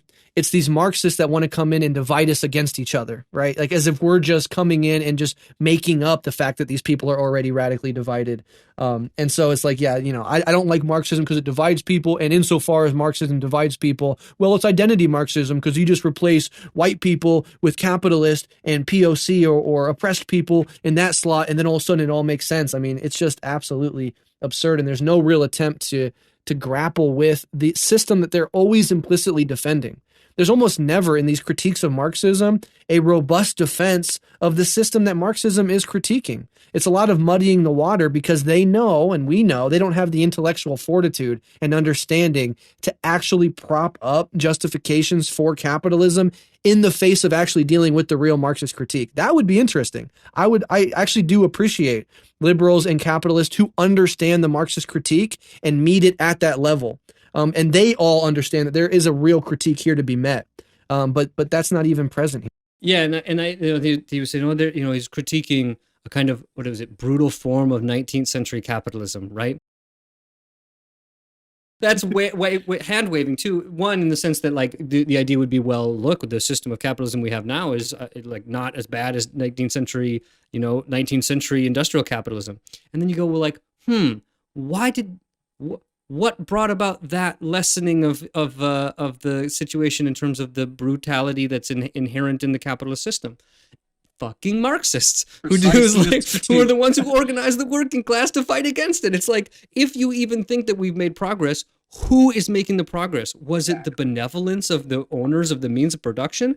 Hell no. Throughout that whole struggle, they were killing people and ruthlessly using the police and politicians and the whole state apparatus to decrease and to diminish and to ruthlessly oppress the people who were trying to make it less bad. So like, even if you think that we've made progress, the people who've made the progress are the people that you're now attempting to criticize. Exactly. And that's so well said. And it's a paradox at the center of liberal thinking, especially these sort of conservative liberals, because they look back and they'll acknowledge, even if they don't fully understand, all, feminists and the civil rights movement, these things are important, all this stuff is good, like clearly to make this society even somewhat tenable and actually to produce the society that they want to defend, which is modern day, capitalism, not like industrial 18th century robber baron shit, right? They have to say that those things were necessary, but they have to de-link them from the actual critique of capitalism, socialism, which those movements almost always were at least infused with. And then they have to say more or less implicitly that there's no reason anymore for that struggle, right? Like a conservative says, okay, maybe a liberal conservative, maybe those movements in the past were essential, but now more or less we're good. And so going forward, we don't really need any critique of the social order. We don't need any like mass movement to fight against injustice. That's implicit in all of this. And it's a paradox really in liberalism because they want to take credit for these earlier things that happened. Like they want to say the civil rights movement was the best of liberalism, but then they want to say Black Lives Matter, shut the fuck up. And they'll always be in this paradox, and they can't think their way out. And there's nothing ironic about the fact that the guy who owns the business where the workers piss in bottles and have to like wear armbands that track their labor is the one who's funding his own private space program. Exactly. Yeah. There's no oddity there. But all right, there's a few minutes left of this stuff, and it's almost beginning to get ridiculous, but there's a bit more that I think is necessary to go through. So you have to understand that Marxism has nothing to do with economics. Has nothing at all to do with economics. It's not even economic theory. It's a revolutionary strategy.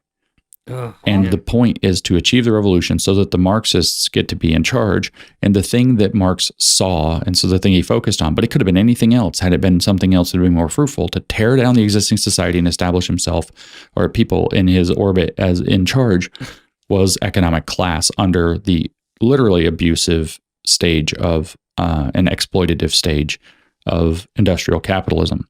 There's no reason to believe that Marx actually gave half a shit about the working class. He wasn't in the working class. What you see in Marxism, in fact, Marxism of all these stripes is actually a disease, a psychological disease of the lower upper class. It's people who are not the upper class and resent them and hate the society that enables them to be better, while also having a revulsion and disgust against the lower classes that they don't want to have to consider themselves a part of. It is a resentment-based psychological disorder of the lower upper class. And the class can be defined in all kinds of different ways, social class, economic class, etc. And it's a rebellion against that and an attempt to tear down those elites that you hate without ever having to become the nasty working class schlubs that you don't want to be. This is why the very smart people are part of the problem, by the way. They are in that. They aren't as resentful. The very smart people are not resentful of the elites. They do, however, have that same innate nasty revulsion against the everyday working class, normal, not even working class, normal people. They have this kind of elitism about them. We've talked about elite overproduction. This is how that piece of the puzzle fits in. So you have to understand Marxism as just a set of tools to get to a revolution that's going to establish that the people who adopt a Marxian theory get to be in charge of society afterwards in a new aristocracy that, like I said, because of its intrinsic tendency toward failure, is going to eventually become a new slavery that's eventually going to that's then and the carrot, that's driving this donkey down the road that's being hung out in front of it is that we'll get to this primitive communist state again where everything's shared equally, it's classless, it's stateless, but it'll apply globally or even at least nationally. But globally is the real agenda rather than in tribes, that we can create one giant global tribe of communists who act in a communistic way, which turns out not to be the case. Human beings turn out not to work that way. And it's very important to understand Marxism as that. So here we get to a kind of thing that, again, another trope that human beings don't work that way, which I don't know what we're even talking about. But to go back, we both had the same reaction on Marxism has nothing to do with economics. Oh, really? So capital, like the whole fucking thing, the one book that, even if you don't know anything else about Marx, that he wrote a book called Capital that's about capitalism and analyzing the guy spent a decade sitting in the fucking London museum poring over economic reports to understand what the hell was going on. It's like when Elon Musk tweeted, actually, Karl Marx was a capitalist. He wrote a whole book on it. Do you remember that tweet? Just like that level of intellectual understanding. But to say that Marxism has nothing to do with economics is like Darwin evolution has nothing to do with biology. I was like, what the fuck are you talking about? And idealism is taken to a whole new level of insanity when he says that it's actually about a resentment-based psychological disorder. So not only is all of Marxism up here in the mind, but it's actually a psychological disorder. It's like that, I think it was Michael Savage, the AM talk radio, that wrote that book, Liberalism is a Mental Disorder.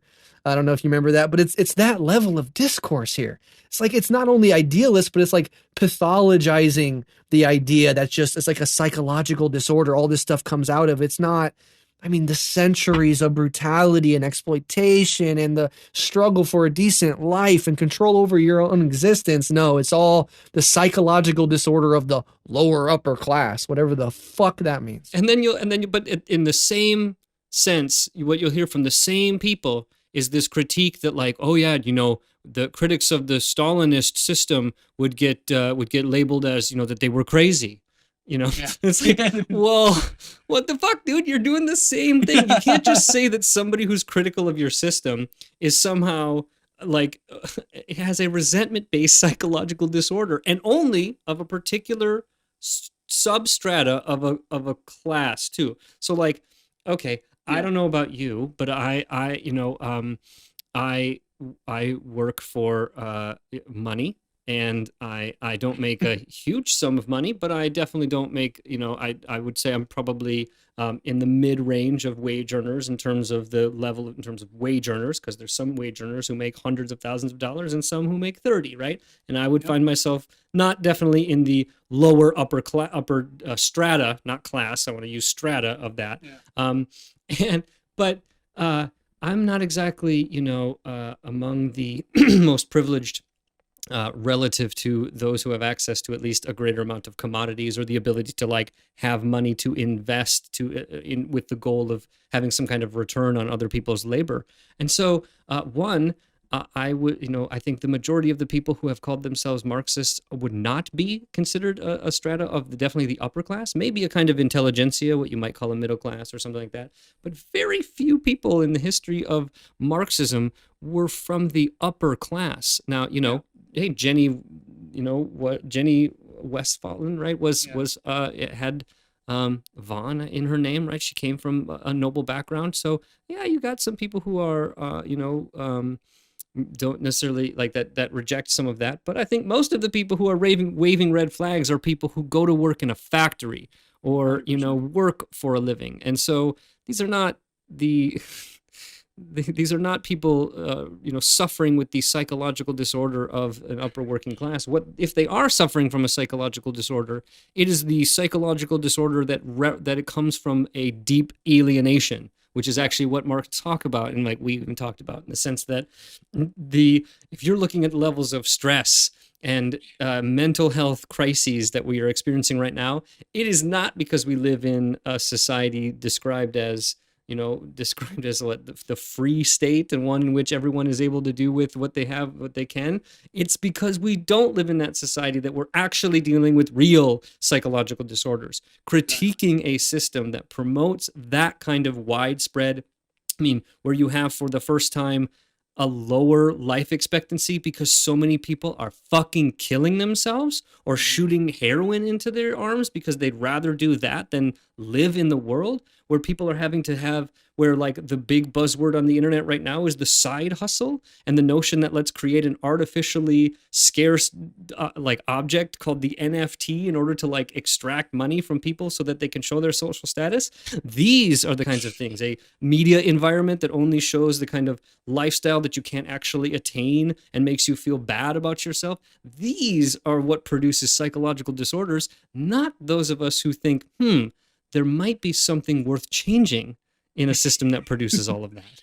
Yeah. Hear me out. What if we built a slightly better world? Yeah. Whoa, you're psychologically disturbed, young man. Yeah. My fucking, I don't want to harp too much on it, but it's worth pointing out, like, yeah, these diseases are, these deaths of despair, the actual white working class's life expectancy going down, all the opioid epidemic backed up by the billions of dollars of profit for the Sackler family, who profits directly from the immiseration and destruction of individual lives. My dad just passed away from alcoholism, and he got fired during COVID from his Pizza Hut job.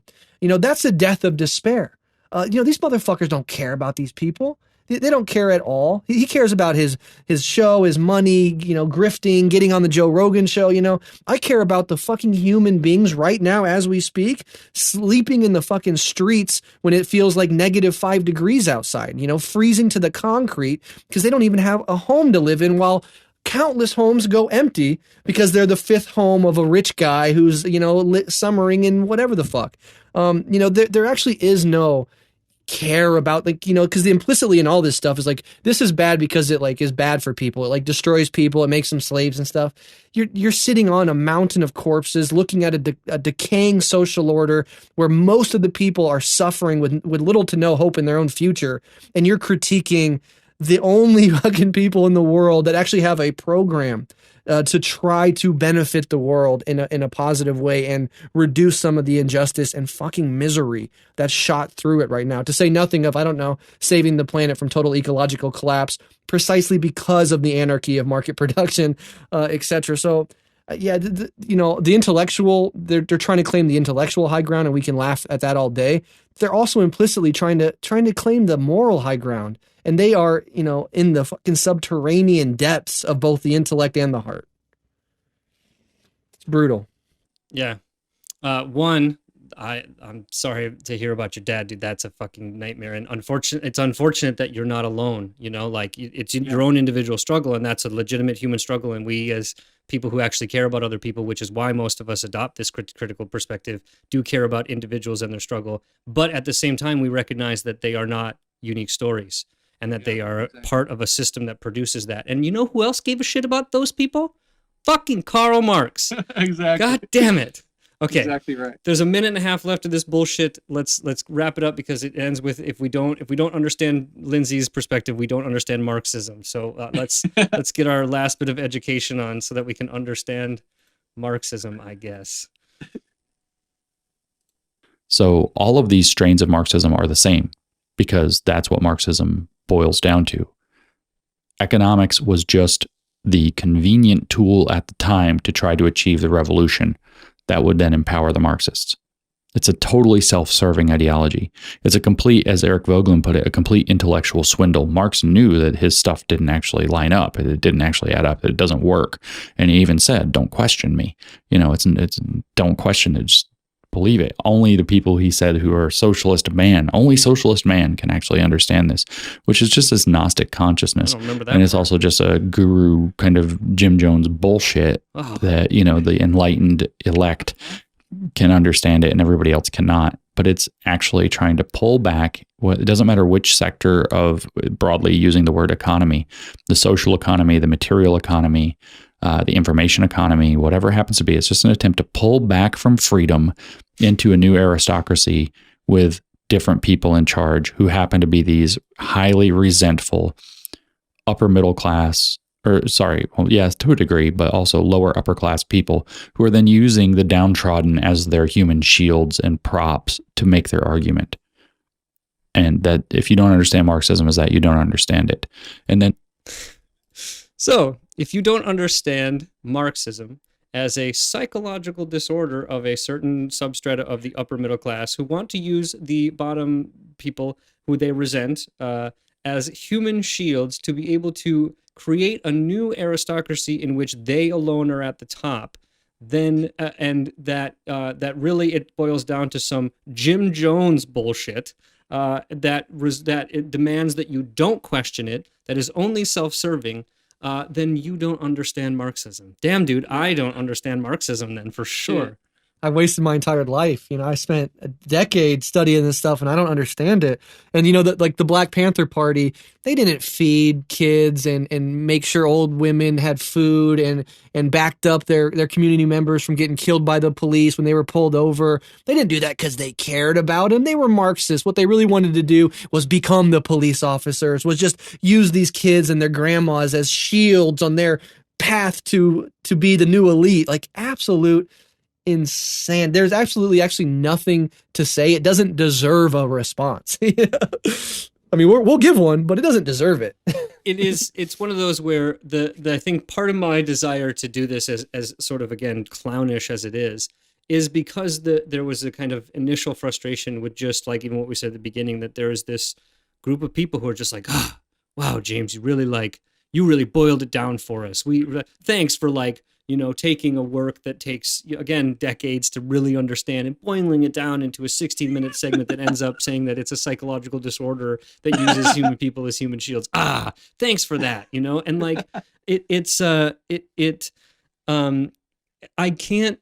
There was a feeling for me that just couldn't let that kind of go out into the world uncriticized. And I think maybe there's a sense that that people see that as such low-hanging fruit that it's not worth it. But I don't think so, because I think there are a lot of people who are maybe interested in this or even have kind of struggles or issues with, a rise in an identity reductionism where they're they're looking for a sort of critique that makes sense. And if it ties into something else for which is part of our social milieu in the United States of sort of anti-communism and bad faith takes on communism, like you were saying before, it just feels like it fits. It's like, yes, this is the thing that I already knew was bad. You know, I mean, got into this whole game because I wanted to engage in a debate when I was like 15 or 16 years old that I knew I was going to lose. And so I argued that we should adopt a communist form of government, whatever that meant, because I had learned in my school that that was the losing argument, right? And that's what we have all kind of learned and is part and parcel of the almost entire intellectual tradition of the United States, and definitely a mainstay of our education system and stuff like that. And it's like anytime that we are not triumphalist about the United States or willing to acknowledge a long history of genocide and racism and oppression in our own country, this is some kind of major threat to, like, you know, and some infiltration of the baddies, and the baddies are always the Marxists and the anarchists. Whereas we need a new Palmer raid, you know, like, my God, like it is so kind of infantile in one sense, but extremely useful as a means of like continuing this massive misunderstanding that the working class of the United States is even like specifically susceptible to. And so it's one of those where you need to be able to take on these people, as laughable as they seem, because, you know, even the jesters, intellectual or otherwise, are sometimes the most pernicious. And I think that the Jordan Petersons of the world and the James Lindsays of the world are deeply, deeply nefarious characters in our common day. And I'm not even saying that they're even totally self-conscious of this nefarious role that they're playing, that they are tying into an intellectual tradition that they think has some kind of merit, or is at minimum benefiting them in a way that they feel inclined to continue. But it needs to be sort of called out for what it is. And what it is dangerous propaganda that does lead, and this is not hyperbole, to places we don't want to go, which might be a sort of mob attack on the Capitol, or a more nefarious long-term rise of new fascism that, I don't remember who exactly said it, but fascism will come in America waving an American flag. And that is the kind of intellectual tradition that is supported by this knee-jerk, lame, very weak, and again, like you said, kindergarten critique of a tradition that is actually the thing that will be the liberating force intellectually, as a kind of bulwark against reductionism, whether it's race, gender, or any kind of identity reductionism, and that can still communicate in that language about oppression and the need for something to change, but recognizes that it isn't about putting black faces or women in positions of already existing exploitative power structures, but uniting that diverse working class and recognizing its own interests, which is the interest of liberation, freedom, and a real society that represents the interest of freedom, equality, democracy, and ultimately solidarity, which is, I think, the thing that the equality, fraternity, and liberty didn't fully capture or realize. Exactly right. Incredibly well said. And yeah, when I said it doesn't deserve a response, I was being flippant and sort of jokey, but you're absolutely right. These things need to be engaged with because they're so prevalent. They're out there. And through the critique of this sort of stuff, we actually do clarify concepts. And there's people out there that have their whole lives have heard this nonsense, human nature, iPhones, this and that. You really just want to be a new elite, blah, blah, blah. And so it's good to get this stuff condensed and then respond to it systematically, precisely because it does help a lot of people who are socialist or want to be or interested in socialism clarify and actually build up a bulwark against these common arguments, which are never pushed back in our society. Like I said, the bar is so low for anti-communism, you can say and do anything. But if you're a Marxist, if you identify publicly as a communist, you have to know fucking everything. You need to know your philosophy, your economy, your history, your sociology. The bar is insanely high for that. And so, it's worth tackling this stuff. But I also think there's something deeper here. And we've been seeing it emerge over the last several years, which is as the center falls out of, let's just talk about American politics, there's a new precarity for liberalism and the liberal order that makes them insecure. In the 80s and 90s, you didn't really need figures like this because, you know, it was the end of history, triumphalism, blah, blah, blah, Soviet Union collapsed. There's a few people holding the flame of Marxist critique in those times, but you really didn't need to make a big deal of it because it was common sense. Communism bad, this stuff fails, you know, capitalism the way forward. Now that whole fucking order is crumbling. And so we see the emergence of these figures, and they don't even know that they're actually just manifestations of underlying social currents, right? But even like a Trump talking about the anarchists and the Marxists, and now Marxism is on the right, comes out every time they talk because there is a fundamental insecurity here. And so while we can see this stuff is grotesque and fascist, and it is a form of fascist paranoia and fascist propaganda and leads to fascism, the very authoritarianism he claims to be against, we can also see it as a deep insecurity within the heart of liberal capitalism itself that needs to now go on the offensive and attack these other forms, because a lot of people, especially millennials and Gen Z, rising up in this decaying social order are looking for something different. And the bourgeoisie needs to protect their privilege and their wealth and their place atop this ladder. And so, you know, just from the basic under churning of society, will vomit up the James Lindsays and the Jordan Petersons and the Joe Rogans right on time. And they don't even know that they're a part of that deeper force, you know? Yep. And as it has several times, and it will continue until we get there, it's a question of socialism and barbarism. And damn it, I'm going to stake my flag on socialism any day. And it's a naked fact that the James Lindsays, Joe Rogans, and Jordan Petersons of the world are arguing for barbarism. And that has to be confronted. Without even knowing what they're arguing for. Yeah. They just want to have money and successful podcasts and places on which to pontificate and do their references, I guess. So, all right, Brett, I know we talked about trying to keep it to an hour, but damn, it's gone to 2 hours. What can you do? But I really appreciate it. Always awesome to talk to you. I literally listened to the latest episode of Rev Left, I think yesterday, in terms on the Soviet intervention, which was super awesome. So I will do the plug for anybody who's listening to this. Check out Rev Left Radio, Red Menace. You got like 10 different things going on. You're like in terms of at least busy, the James Lindsay of the podcast, coming out with shit all the time. But check out all of that kind of stuff. It's well worth doing, and we'll talk another time about something that's important. I know that you and I even have an idea talking about Buddhism. And some of that kind of stuff. I think that would be a super interesting conversation. It's an interest of mine, and I think that's a worthwhile discussion. So, yeah, let's do it. Maybe I can have you on Rev Left to have that conversation as we had this one on yours. Sweet. But yeah, I love what you're doing with the show. We go way back. I think we've talked about that before either of these shows existed. We were aware of each other and talking to each other. And so, yeah, it's a pleasure and an honor anytime we get to talk together. And, if James Lindsay is listening, come on Sensible Socialist and debate me and Kevin and see what happens. Absolutely. That's that open invitation anytime. We can even say that, like, your podcast will do no preparation. We'll just do off the cuff. No preparation at all. In fact, I'll cripple myself a little bit and get high before. There you go. All right, Brett. Well, it's always a pleasure, and we'll talk soon.